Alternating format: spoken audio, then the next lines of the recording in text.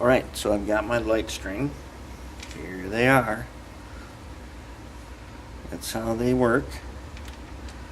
Goes in the little side, out the big spade, in the little spade, out the big spade, in the little spade, out the big spade, and onto the red. Comes from the red, leads to the red.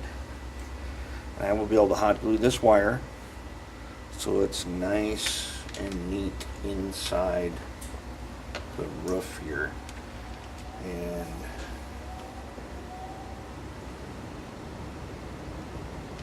we're going to cut these little ends off. So the way I'm going to do that is I don't want two tips poking out and wrecking my glue. So I'm just going to go ahead and take my flush cutter here. And I'm going to give these a snip and off they go. Alright, that's one.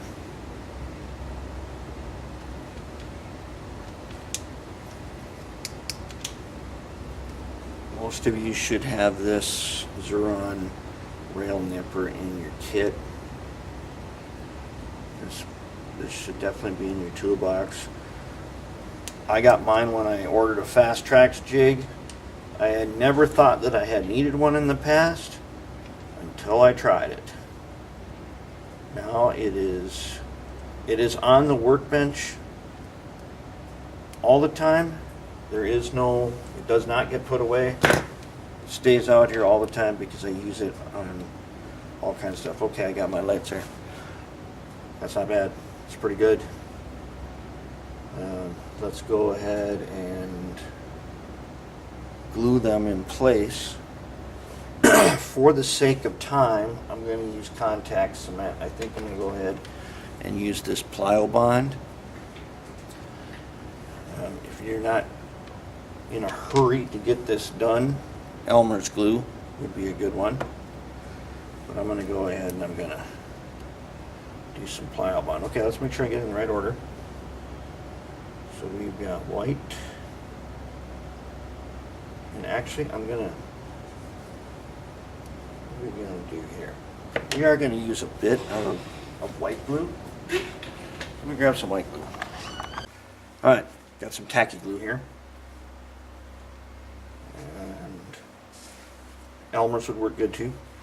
I'm going to go ahead and do a little tacky glue in these holes. Just a dot each. That's going to hold my LED in place. Let's make sure I don't get it out of order now. Okay, in the small side.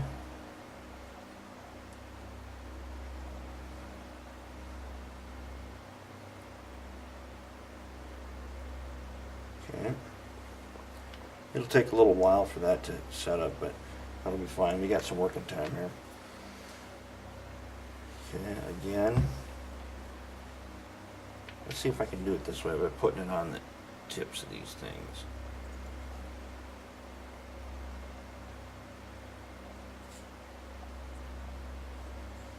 Alright, come on.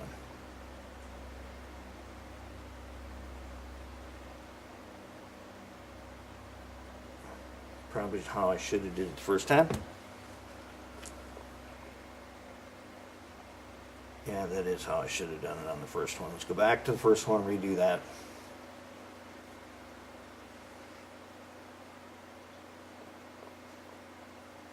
Or not.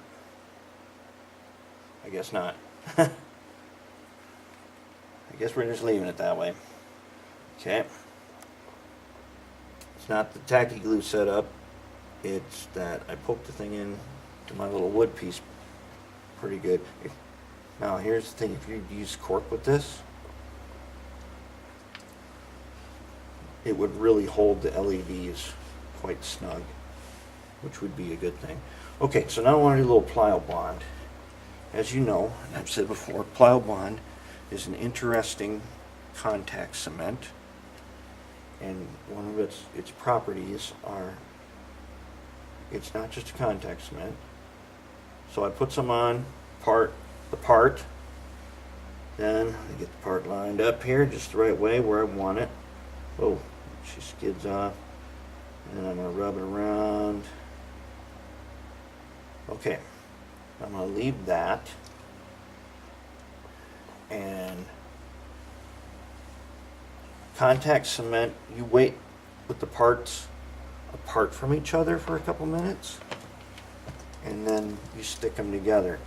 And then contact cement cures, you know, it gets basically immovable overnight. That was not a good sound that thing just made with me cutting that. Let's hope I didn't ruin it.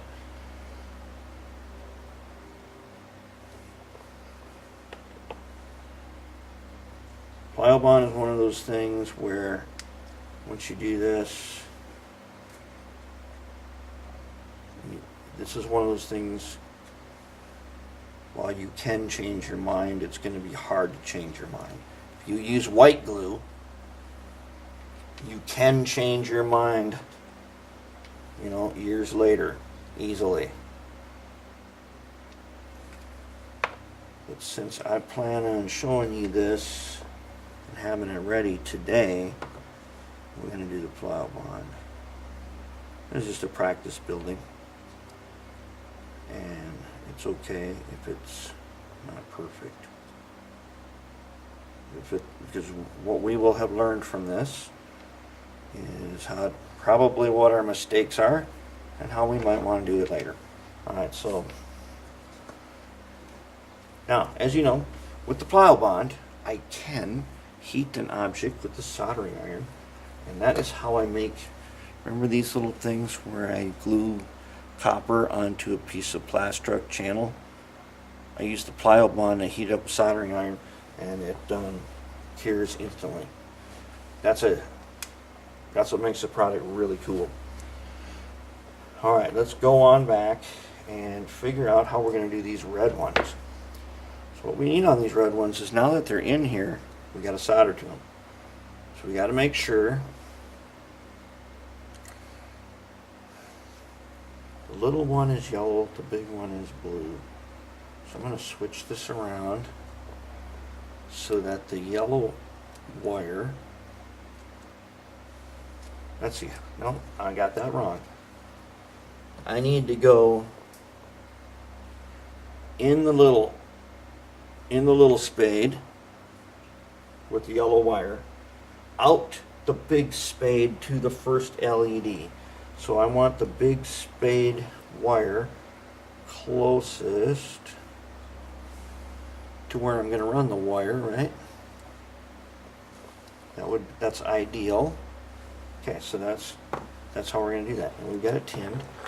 And now we're going to go ahead and put on, this is the first red, and the first red gets 2 yellows. So let's see, let's go ahead and just check our distance here. I bet we don't need this much. And we don't, we need to cut her off right about here. So I'm going to try to have this wiring as tidy as I can. So I kind of got it measured. There's still quite a bit of excess. In fact, there's kind of a lot of excess. We're gonna have to deal with the excess. I'm not gonna take a chance. Remember, you can always cut off more, but splicing in more usually makes unnecessary work. So let's just tin this. Boom, that takes care of that. There we go. Let's go ahead. Now, I'm going to need this. We're going to need this a little lower so we can cut it off, right? That's what we kind of want. So I'm going to bend. Now, it's hard for you to see what I'm doing here. I am going to get that yellow wire soldered on here. I'm going to leave a little play so I can put a drop of glue underneath that LED. And then that will be white glue, just so I can keep it in position. And I want to make this, okay, that plyo bond is set up pretty good now. So I'm going to go ahead and I'm going to stick this first guy on there.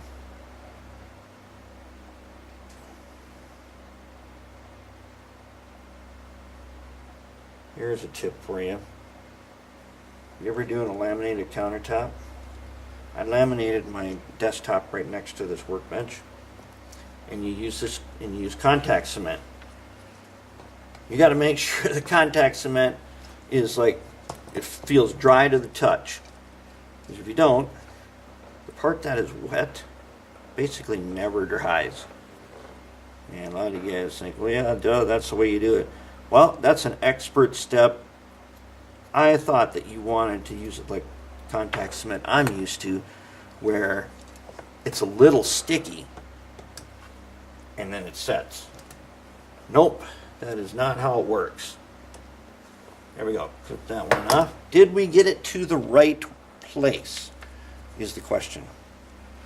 Oh, I just discovered a new problem, didn't I? Come back to the right place in a second. So we need to go in to get our wires in. Might as well go ahead and stick these in place. Yeah, see, once you get the contact cement in there, wow, does that, it just sticks right. Yeah, knowing how to use those kinds of glues is very helpful. And like I've always believed, even way back in the Army, if you read the instructions, you will be the smartest person. Yep, reading instructions makes you way smarter than everyone else. Alright. This is looking pretty good. Now, let's see, did we get this one in the right place? Big spade to little spade, big spade to little spade, big spade to little spade to big spade, out to the final red. Yes, we did. We did that right. Now,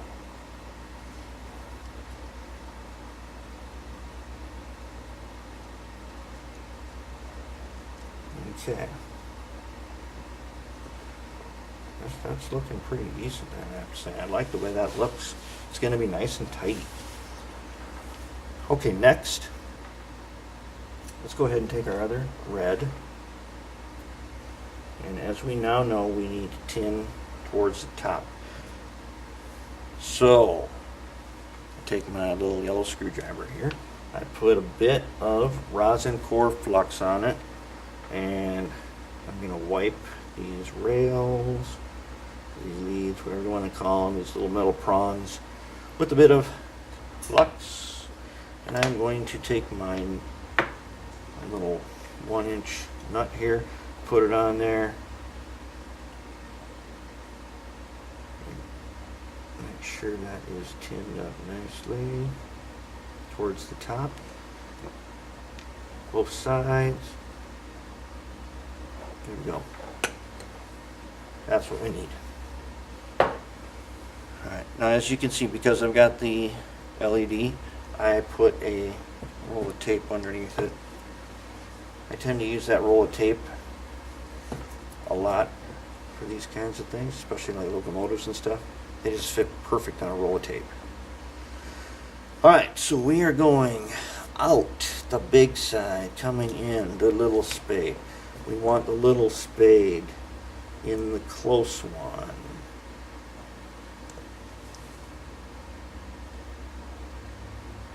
Can we do it?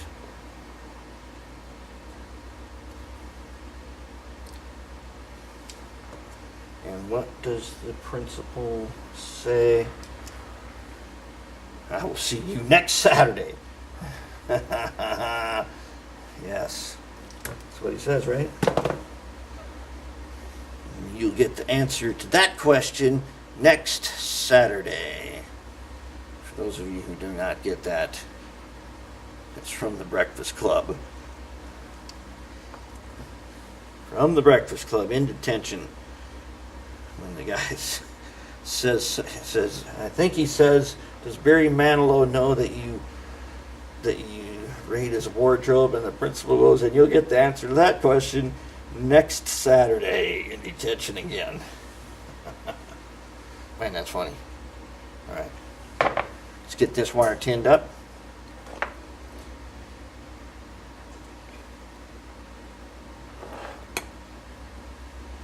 We got that wire tinned up. Yes, we do.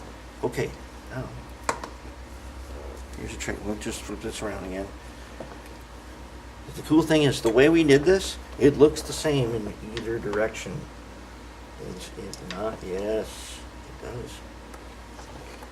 Let's get that guy. Oh boy.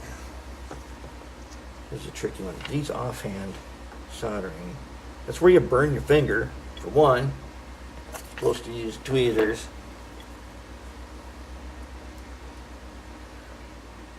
I am still not the master of the tweezers, but some very good model railroader once said somewhere, and I don't know where or who said it, they said get a good set of tweezers and know how to use it. That's how you become a master. And I believe it. Because look at that, I used tweezers and it was so easy and I did not burn my finger. Now we have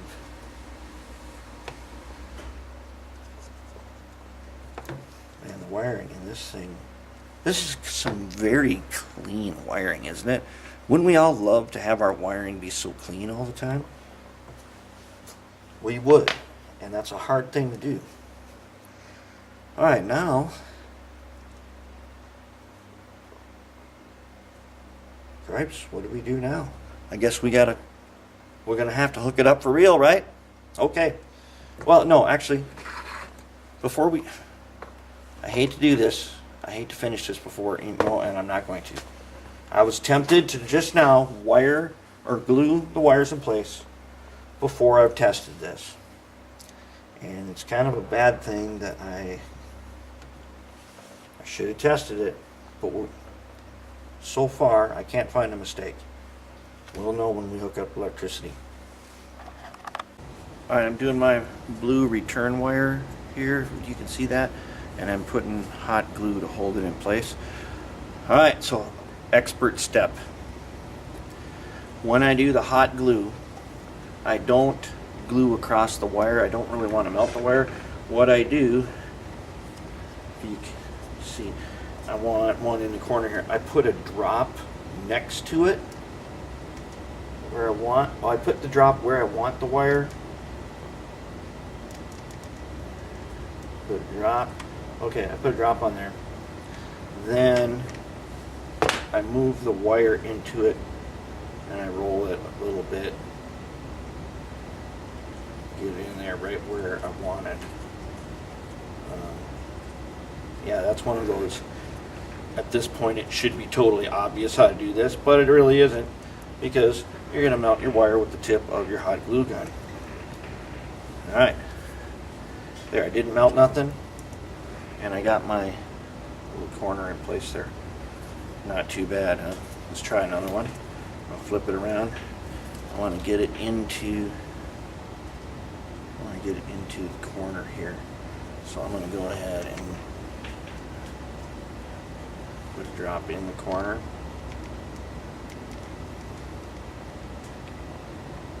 Right. And I'm not gluing everywhere, I'm just putting drops. This holds it nice. And I just roll it into the corner and the glue grabs it and we got it. Okay. Man, look at that wiring. Oh, God, it almost looks like it's real, like a real conduit in there. If it was silver or something, it would, but it'll be fine. There, and, huh? Not bad, right? Crap, this wiring looks neat. Looks like a pro did this. And I am by no means a pro. All right.